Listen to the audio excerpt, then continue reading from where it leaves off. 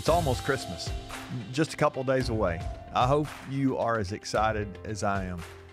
But truthfully, it's been a really hard year for so many people. There's a lot of people who are weary, as we discussed just a couple days ago on the podcast. If you didn't have a chance to listen, I encourage you to go back and listen to Monday's episode. We talked about a lot of things that we've learned this year.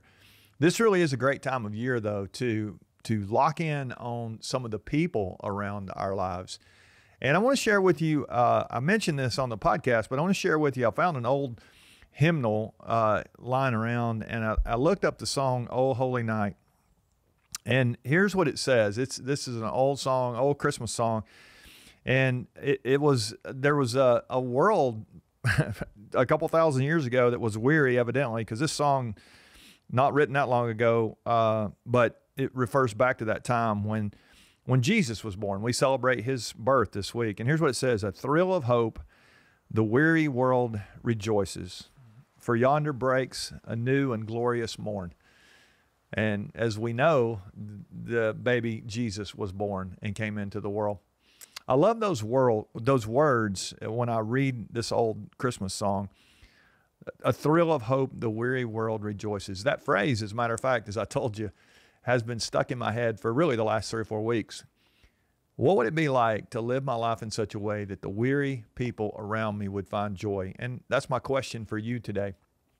So as we apply what we talked about just a couple of days ago, I want to challenge you to go back and really do some inventory on the relationships around your life this week, and not in are my relationships healthy kind of way. I want you just to look at the people and consider their circumstances. You might even take 3 or 4 people and just take a couple of minutes and make a list of some of the things that they may be thinking and feeling right now. I like to think of it as almost like we give them the home field advantage in the relationship. Obviously, the home field advantage is very important in a sporting contest. The team with the home field really has an advantage in their position to win. As you think about this idea of giving others the home field advantage, it's almost like you're positioning them to win.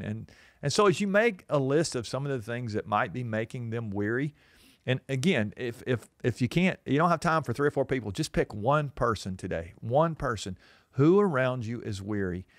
What can you do to give them the home field advantage? Create an environment where they can win today. If you will do that, I'm convinced, as I've said, not only will they receive joy or experience joy, you might just find a little more yourself. So Merry Christmas. Let's make sure that we do make it a Merry Christmas for someone else this week. Let's give them the home field advantage. Let's help them win.